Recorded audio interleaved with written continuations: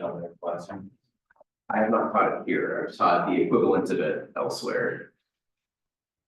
It's a good class, it's probably one of the most important classes in the picture, I think data structure and algorithms, we'll talk about in interviewing, they're two of the most looked at topics in an interview setting. So to get there, we have a little bit to cover. We're gonna get through Dijkstra's today. We have nothing actually left that is due in this class, yay. Hopefully this last week is useful to people though, in a way that's not going to be tested in this class, but will help make future classes that you take easier and the process of going and getting a job with this a little bit easier. So let's get through Dijkstra's first though. Last time at the end of class, we covered this example.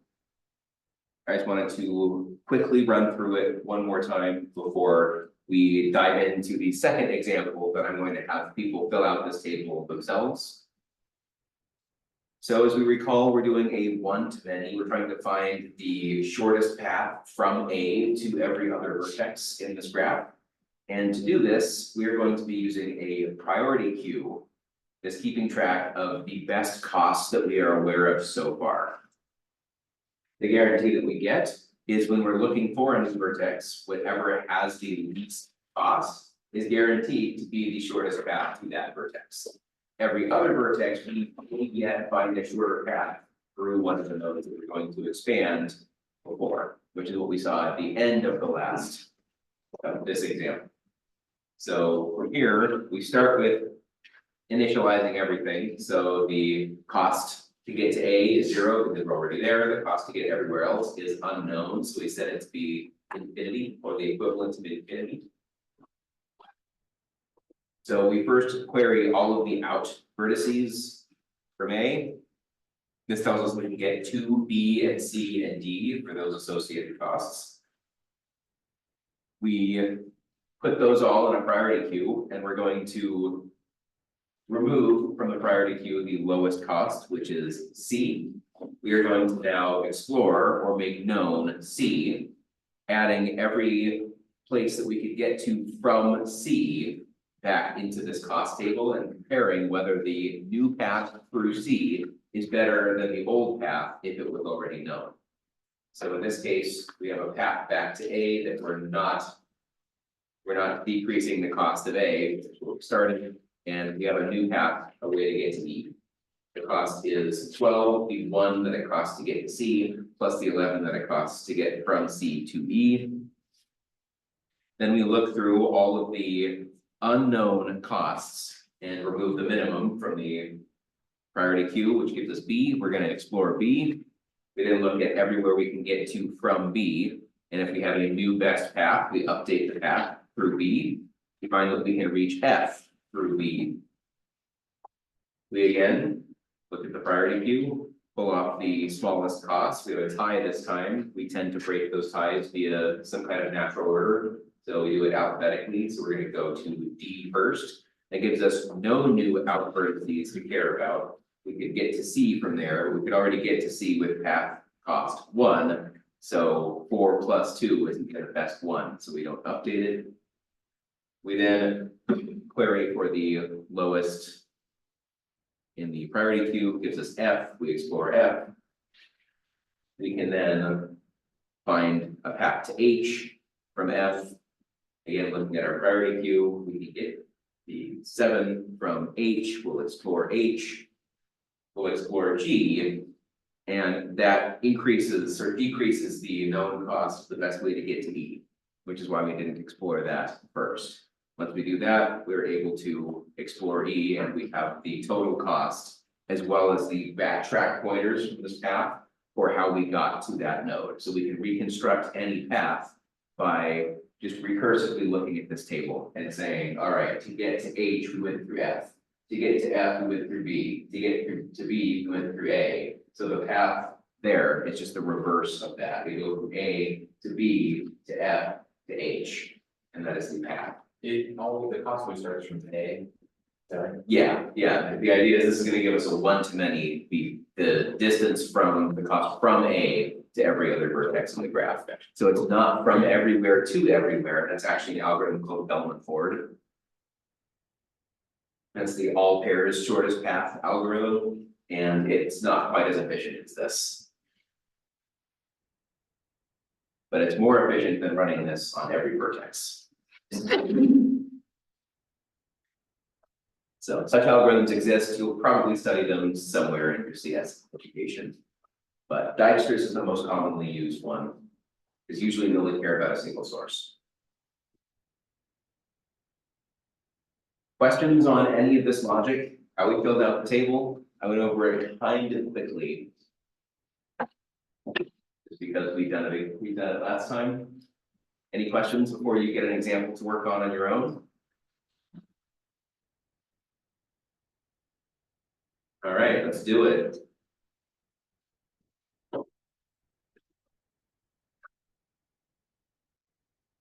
Here's example number 2.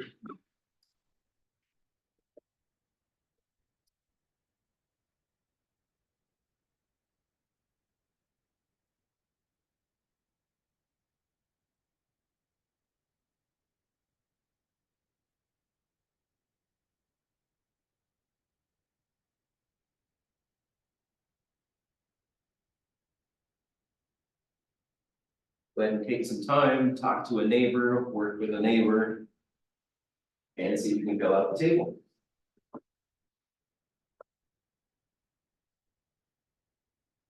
Make sure you're doing this in the order that Dijkstra's algorithm would do it as well. What is path indicating?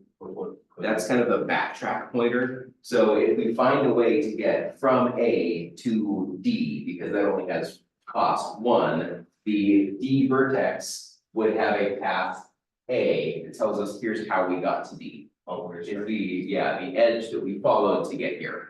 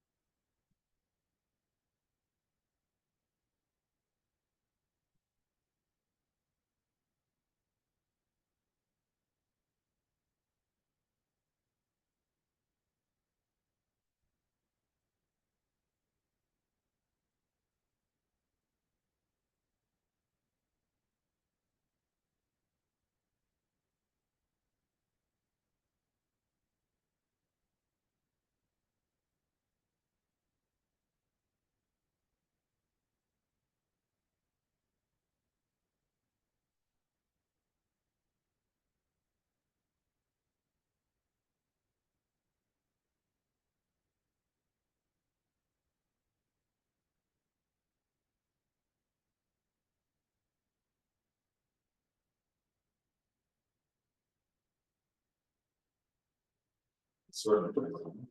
Yeah. You're always going to be removing the lowest cost from the priority field. Then what you do first, right? And then you also have C in here, because then you just want to see. Yes, so that's exactly the first step. If you're looking at what the first step is, here's the first step. We're gonna make A known. We see that there are out edges from A to both C and D. So we keep this less than or equal to in the cost until we expand that node, because we might find a better way to get from to any one of these vertices until it is what we remove from the priority queue. But then, once you discover that it's 1, now you have like line of sight to E, which is also, Right. but it hasn't come in that from C. Right. Yeah, when you do that, you're going to make a path back to D to everywhere we can get to from D.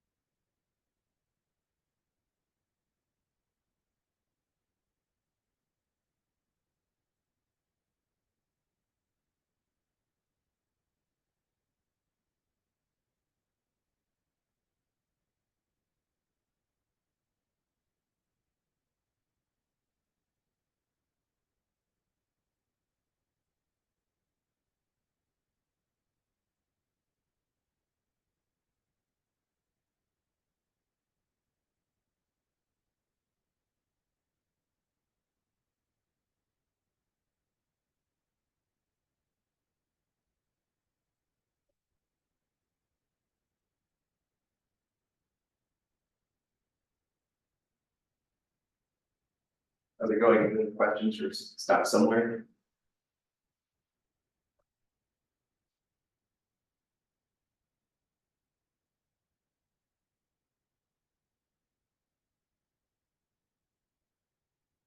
Go answer, go best guess.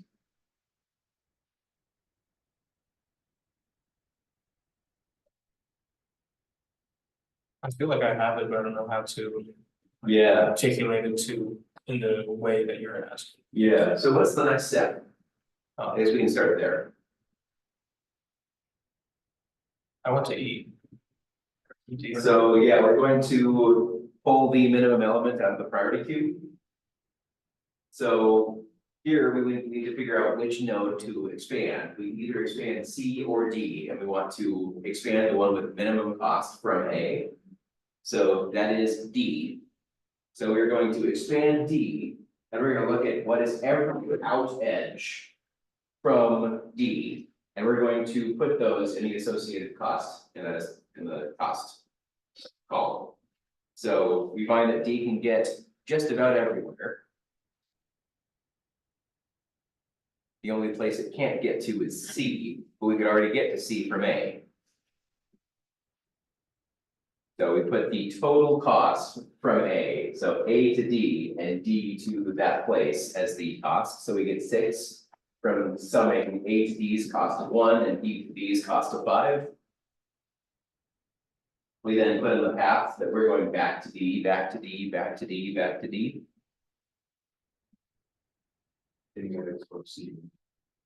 So yeah, if we're gonna explore the next minimum cost, then we want to explore C. What happens when we explore C?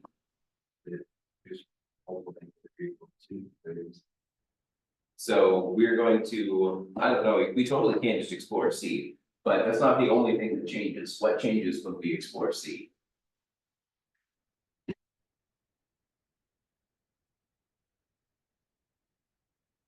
Cost of is. Yeah, we find a new cost to F, a new best path to F through C rather than through D. So we need to update, we need to look at every out edge of C and ask again, is the cost to the best path to get to C plus the cost of the out edge from C to somewhere that C can get to, is that better than the path that we had already found so far through a node that we had already expanded?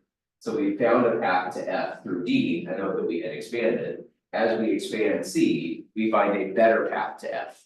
So we need to update our cost of F and the path that we take to get to F as we found a new better way. Until we expand F, we don't know for sure that that is the optimal cost. But we want to store the best path that we found so far, not just a path. So now we know the best path to everywhere that we have found so far. Now we expand E. Now we expand E, since that is the minimum cost of things that contain a less than or equal to in the cost column. Of everything that would be on the priority queue. So we expand E, and we find a new best path to B.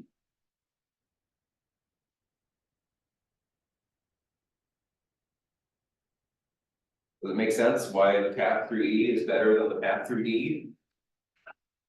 There's no way to know that until we expand E. And we will always expand E before we expand B. How does it's changed? Does its position, does that alter its position in priority at all? Because when Yes. it's in D, you can see E and D, right? Yes. Yeah, we need to go into the priority queue and we need to change E's cost from 6 to 3. And that means that it's gonna be the next thing that is popped out, right? We're gonna do B next, because 3 is smaller than 4 or 6.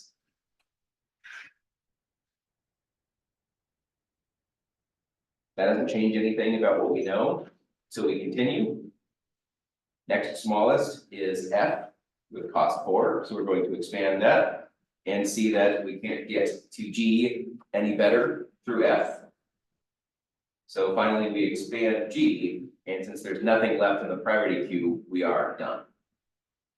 We now know the best path to get everywhere. This table tells us everything that we could ever want to know about how to get from A to any other vertex as fast as possible, as well as the route.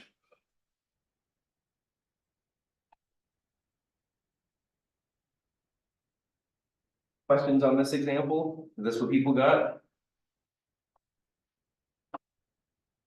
How do we feel about vectors so far? Is this an intuitive process? All right, I have a quick example here just to showcase a little bit more of what Dijkstra's does. So just thinking about how does the best cost found so far to y change as we explore this graph?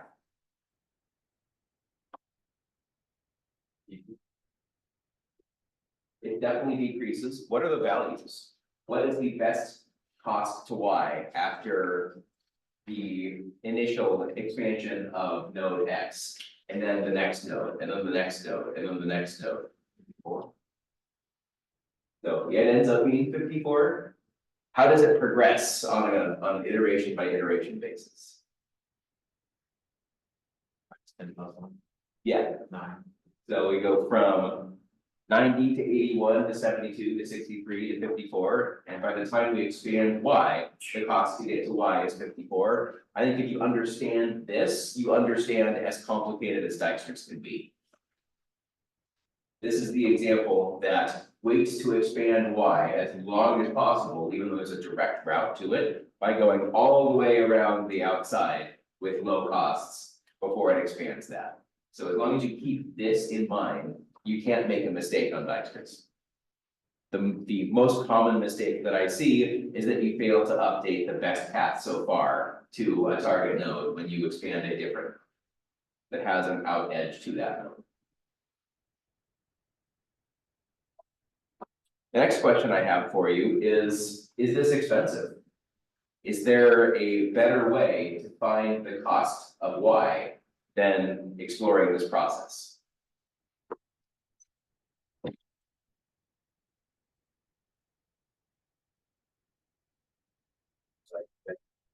Two of the nodes, like check 90 and 80, third, maybe kind of pattern.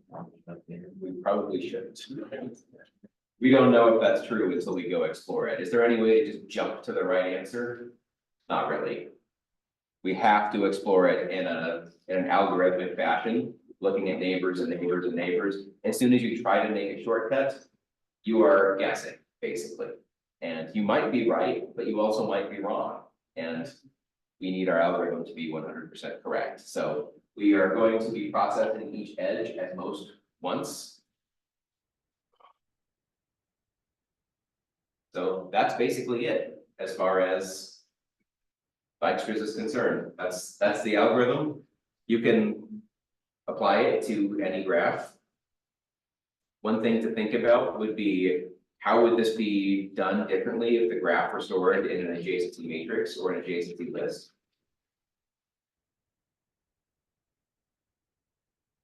But other than that, you will come back to this in algorithms, and hopefully my goal with this is to make hopping on board algorithms as painless as possible, because I hear horror stories about that first exam.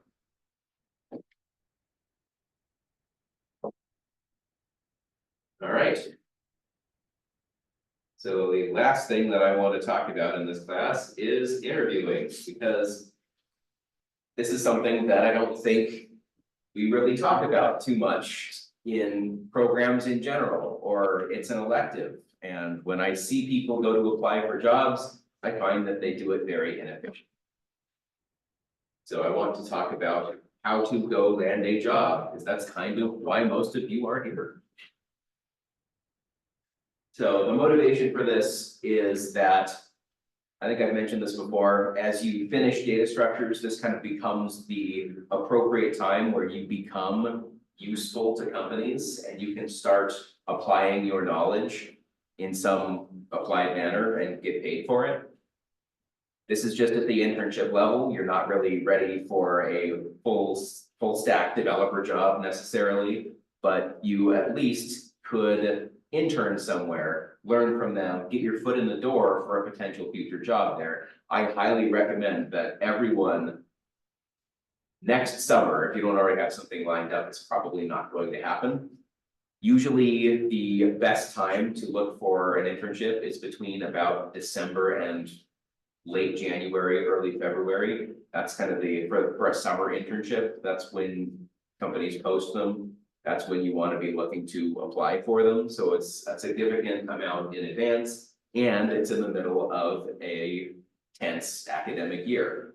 So it's not easy. You don't have a ton of time to go do whatever you want. It's something that you have to put on top of everything else that you're trying to do at the time.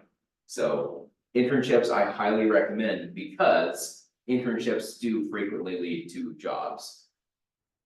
Why hire someone who is a complete unknown when you understand the behavior, the work ethic, the experience of someone who's been interning there? You become a known quantity to them. They know who and what they're hiring as opposed to a resume. Anyone can write a resume that says anything. If you've interned there, they understand who you are. Rather than doing an unrelated job over a summer, if you work an internship, even if it doesn't lead to a job, you still get relevant experience and something that you can put on a resume that will increase the chances of landing some other position. So internships in today's day and age is the way to set yourself apart. It becomes the most relevant experience that you can get. School is great, but all of your peers are going through exactly the same thing that you are. What they don't have is an internship that did exactly what you did over some summer. So it's a way to set you apart from your peers. So the computer science interview is very different from most other interviews that you might have experience with out there. So how do I want to state it? So I guess it says it here, algorithm and coding problems are going to be the largest component of a technical interview. It is a much more stressful procedure than most other interviews for other jobs because you will be performing on the spot, live in front of people who are judging you not only on correctness, but also on your process. They want to understand how you solve problems, how you get to that solution. Even if you don't end up there, if there's a reasonable process behind it, you're putting your best foot forward for it. So they want you to showcase your problem solving, especially the problems that you haven't seen before. There may be some of them that you have seen before, but how can you apply information that you know to a problem domain that you don't know? Do you recognize when the appropriate time to use a particular data structure is given a problem? Do you recognize the time to apply an algorithm that you've studied in a problem where it doesn't say using this algorithm solve something? Can you recognize the right time to use that? So these kinds of problems, and we'll go through a lot of actual technical examples later on. I just want to give you a broad idea of what the interview process looks like. They may have, you're going to have something like 45 minutes for a section like this. They may have 4 problems prepared for you to get through. And some people will get through 2, some people will get through 3, some people will get through 4. The number that you get through is significantly less important than actually showcasing your process. So how do you solve problems? What techniques do you use? If you're doing all of that quietly in your head, the interviewer doesn't know that. And all they can judge you on is you solved 2 out of 4 problems. If you're thinking out loud, maybe they latch onto your thought process and the logic that you're using and saying this person has a lot of room for growth because they approach problems in a very solvable way. Maybe with some additional coaching, you turn into manager material. So the problem is you just solve on like whiteboard or something? Yeah. This is a lot of why I have people write code on exams rather than use an IDE, because it most simulates the job environment. You're very infrequently going to be writing code in an IDE. Sometimes that is what happens, especially if you're doing a remote interview. They don't have a whiteboard for you to write on, so they'll actually have you open up an IDE and have you share your screen while you're programming. So very important, as you solve problems, talk out loud so that they get your full thought process. That process is vital to their understanding of you, the programmer, not just the results. It's also important if you don't understand something, don't make assumptions. It's much better to clarify, because that also shows that you care to do the right thing as opposed to that you can guess the right thing. People in a workplace environment would much rather have you ask one simple question that ensures you're doing everything right than implement half or more of it wrong and then have to be corrected. You've wasted a day's worth of work. It just shows that you're detail oriented, that you ask the right questions to make sure that you're doing the right thing. So don't hesitate to ask clarifying questions. Technical interviewers often interrupt you or interrupt your thought process to start guiding you in the right direction. If they're going to do this, this is very frequent, and it does not mean you've already failed the interview or that something has gone horribly wrong. They're there to make sure that they see your process and how it relates to the problem, so that they expect to be doing a little bit of steering. If you start making a wrong assumption, they will correct you and make sure that you're doing it correctly. So the best thing you can do ahead of making that assumption is to ask the question. Then they don't have to interject. One very big important point is in academia, you're scored on your correctness on an exam. But in an interview setting, you're much less likely to be judged on exactly how well you do, and much more on their own gut feeling of what would this candidate be like in the workplace environment. That encompasses a lot more than just how precise and how fast did you solve the questions that they gave to you. They're going to be comparing you to other people that they have interviewed, and not just a score out of 100 or something of the sort. And you're going to have pros and cons compared to other interviewees. So they're going to be looking for your analytical skills and your coding skills and whatever technical knowledge you have or CS fundamentals. Do you know what algorithm to apply, even though you weren't able to apply it right then and there? You recognize, oh, this is a graph searching problem, I should apply Dijkstra's. That tells them that if you had access to the internet right now, you could go look up Dijkstra's, go implement it, and it would still be a quick solution that does not rely on a manager hand-holding you through something. It's something that you can go figure out on your own, even if you don't have that knowledge today, right now. And a lot has to do with what have you worked on, what do you have experience with, and that is something that is found on your resume and also talked about in the behavioral section of the interview, which we'll talk about in a lot more detail in a bit. There's also a very big and important culture fit and communication skills. If you are asked to write papers in your CS degree, this is not some time to say, I don't do that, or that's not why I'm in a CS degree, or computer scientists don't need to write. Communication skills are vital because of the sheer amount of collaboration that you will be doing in the workplace. So those skills are very important to develop. You will be judged on them in a technical setting, in an interview setting, as well as will you get along with the other people in the workplace environment, or will you clash? They'll be looking for an adequate culture fit. So we'll talk about how to identify all of these things and how to work on how to answer the kinds of questions that you will be asked in order to show them these things, because that's what they're looking for. You want your answers to your behavioral style of questions to target, without even outright stating it, that you would be a good culture fit. Something like that. If you can put that across, it'll really make you stand out. So going into an interview, what should you know? What should you have prepared? Intuitive knowledge of data structures and algorithms is probably the best thing that you can have prepared. So a lot of the material we've covered in this class and what gets covered in 320.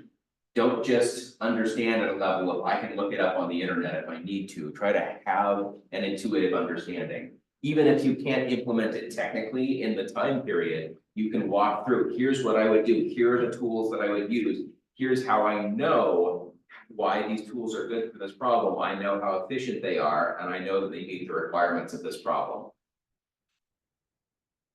Already miles ahead of the competition. Do note that to be able to figure out how you solve problems, interviewers will expect you to have that fundamental understanding. They'll expect you to know big O notation. They will expect you to know the basic data structures. The very basic algorithms. Going into an interview, you should know about the company. You should know about the role that you're applying for.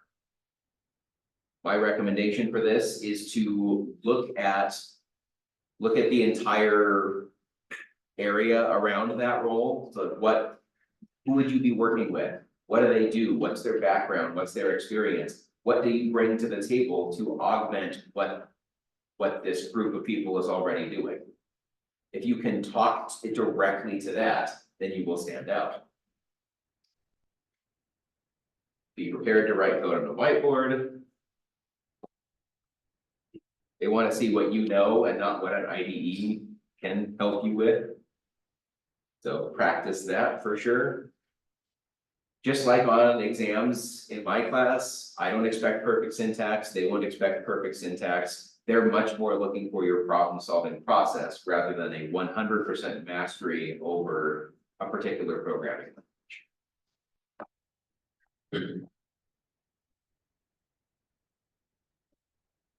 Let's look at things from the company's perspective. How can you think about what kinds of interview questions you might be asked? A lot of this just boils down to thinking about this process from the company's perspective or from the interviewer's perspective. One thing to note, interviewers select their own questions. It's not necessarily standard across the entire company. So because of this, you might be tempted to go on sites like Glassdoor and look up what interview questions have people who have applied to this company seen before. There may be some good information you can get out of that. But you may also receive completely different questions. So don't only prepare for questions that other interviewees have said that they were asked at that particular position. So the questions that you get may vary within different interviewers, even at the same company. This is a tool that I would use, looking up past interview questions, but it is not everything that I would do. If you can look at the company's business model or their mission or anything that's publicly facing about the company, you will find that questions often target what that particular company does. So large tech companies, if you're going to go apply for Google or Amazon or Facebook or other big companies, they work at a large scale. They worry about having millions of accounts. So they will often ask you things like scalability related questions because they care to minimize or maximize performance, minimizing storage requirements, etc., over large scalability. So you go in prepared for scalability if the company focuses on scalability. Again, this brings you back to researching your role. What would you be doing? You're going to be asked questions that have to do with the role. So make sure that you prepare for the role. You may have algorithmic based questions. You may have knowledge based questions, being able to prepare and have both of those in your back pocket.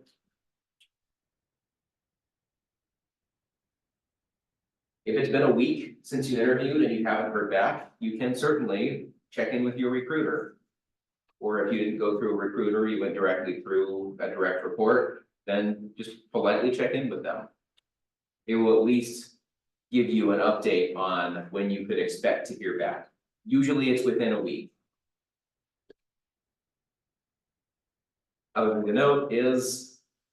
You are one of many applications to most positions you're going to be applying, so you're going to need to apply to a lot of positions. That is not telling you that you're not prepared. It just means that there's a large sample of people applying for that position. You'll probably need to apply to a lot of them.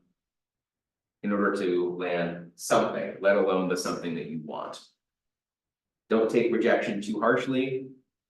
That doesn't necessarily mean that the company doesn't want you. It may just be there was a slightly better fit from their perspective right now. You may still be the top remaining choice. And if you apply again in the future, you may land that position. Lots of people end up working for a company that they were rejected to the first time. In general, best practice is to wait about 6 months to a year to reapply. But again, just don't think it's permanent.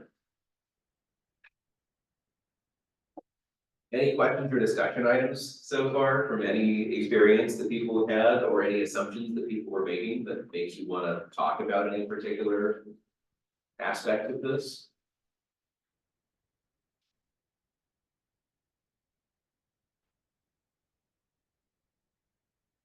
We're going to talk about an exact timeline eventually for before the interview, but let's just kind of hit some bullet points to what you need to be thinking about in advance.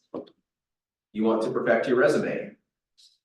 Your resume is a very important part of your application, and what is generally acceptable at general resume building is not necessarily the most applicable to a computer science related job. So the first thing is to talk to the Career Center. One thing to note is that the Career Center is a generic career center, not a tech-oriented career center or a computer science-oriented career center. They just work on general resumes. So as long as you know what they can help you with and what they cannot help you with, you can get help from what they bring to the table, which is things like formatting. They are experts at making your resume pop. Another thing you can do is make sure that you take classes that have big projects. You want projects to be able to showcase in an interview setting. If you don't have those projects, you're going to be developing them yourself ahead of the job. As much overlap as you can get between school and those requirements, that's absolutely what you want to be focusing on. Get those big projects at Eastern so that you don't have to create some yourself to be able to show what you're capable of. Those projects are showcases your capabilities. I personally have a project that I worked on with the last place I worked was Millersville University, Pennsylvania. I had a student who took a directed study. What he wanted to do was create a virtual approximation of Fire Emblem and AI to play Fire Emblem. So he made the virtual environment. He took some novel reinforcement learning algorithms and he implemented them. I then ran through a couple of mock interviews with him ahead of time, and he went off to the Johns Hopkins Research Center to show them what he had worked on. Multiple of the interviewers there starred his repository on GitHub as something they were going to come back to and look at because of the work that he had done. And he landed that job and was easily making 6 figures right out of his undergrad degree, just based off that directed study and that project. He didn't talk about much else. It was just, here's what I've done, because it was that company wanted a role that was a reinforcement learning expert. So because he had applied those algorithms to that project, identified that position, and showcased the work that he had done at the undergraduate level, he had a project to show them that said, I've done exactly what you want me to do. As much as an undergraduate can be prepared for this, here I am hiring. They did. You probably still want to be building your own projects, but the scale and number of them that you would need are less frequent if you're getting them from your classes. The idea being that this is a very competitive field, despite being a pretty high paying field, it is very competitive. There are lots of jobs out there that underpay their computer scientists. You don't want to be stuck in those kinds of roles, trying to prove yourself and work your way out of the 40 to 50,000 a year positions that don't really have a path up. They're just abusing your technical knowledge before they fire you.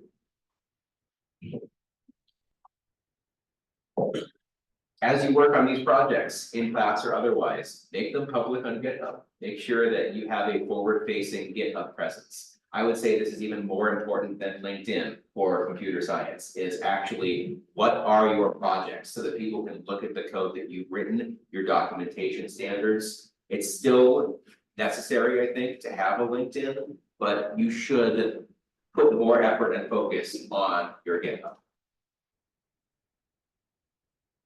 You don't want to leave these projects in the state that you turned them in. Make sure that you iterate on the feedback that you get. If you lost points for any reason, as you learn more information, go back to your old course projects and improve them.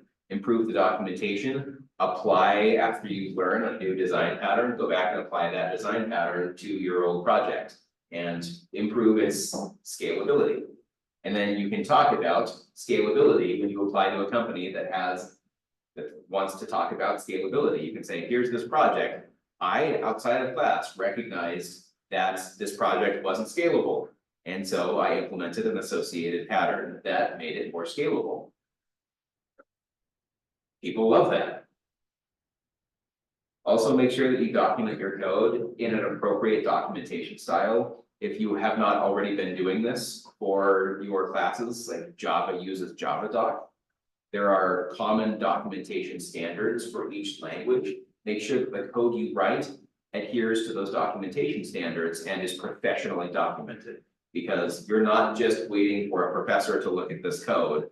You're going to have recruiters looking at this code. You're going to have managers at a company that you want to work for looking at this code. If it appears professional, it shows that you have attention to detail, that you care, that you don't need to be told what to do before doing it, that you have a certain level of standard that you hold yourself and your code to. They'll want to hire them. The CS resume is a little bit different than you might expect from other resumes.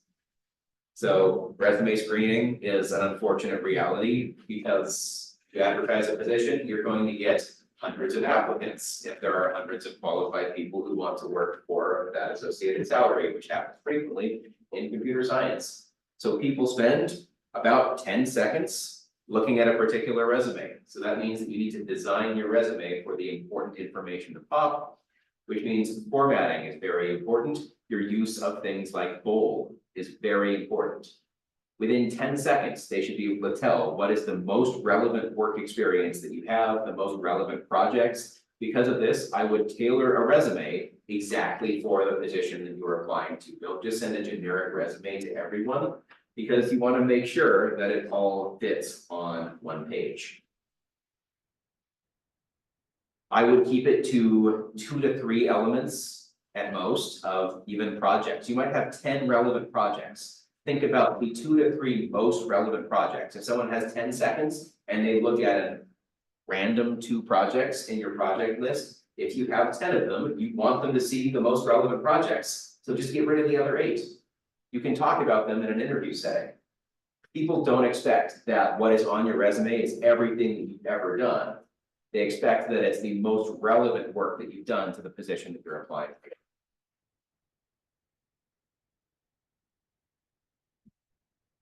Keep your employment history to the most relevant and most recent experience. Don't talk about an unrelated job that you had 10 years ago. Don't even put it on your resume, it's not relevant. If there are concerns about an employment gap or something of the sort, this is something you can explain. I was doing something, I just left it off my resume because it's not the most relevant thing. And they go, oh, that's fine. They're not gonna screen you immediately for looking for 10 seconds they're not gonna spend those 10 seconds identifying an employment gap. They're gonna look at what are you currently capable of, and they're not worried about small things like that in a tech field.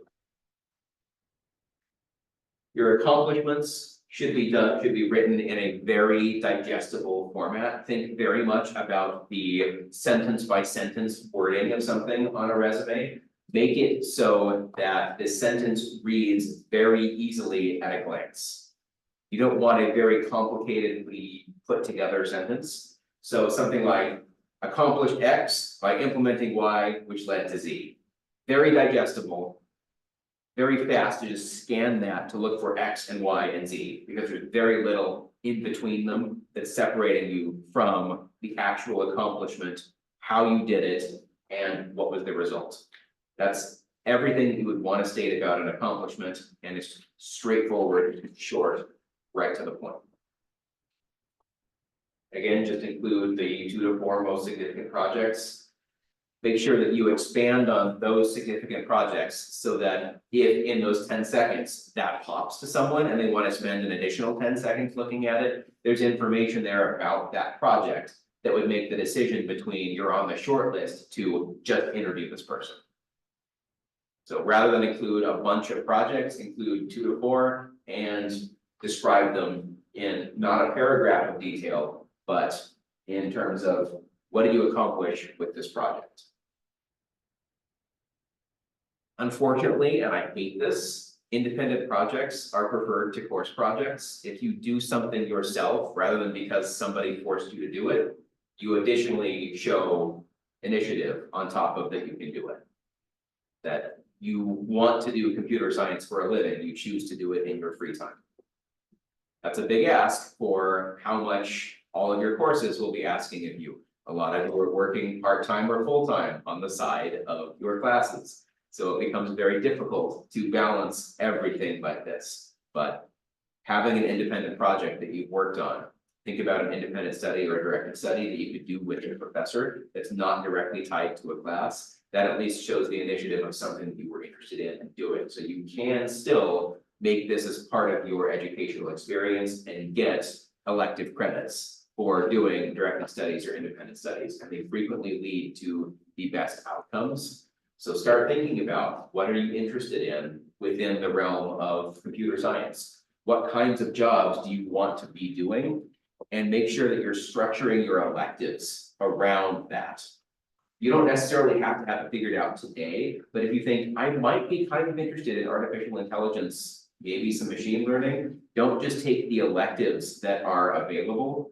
Plan out on your degree works how you can take the data science courses, the AI courses, the machine learning courses, the math courses that back them up. Those should be your electives and how you're picking your electives, as well as a directed or independent study on that related material. And that way, when you graduate, you're much more of an expert in AI and machine learning than someone who, with their 6 electives, took maybe AI and machine learning and 4 completely unrelated electives. Computer science is a massive field with so many different applications of what you can do. It's very easy to graduate being a jack of all trades, master of none.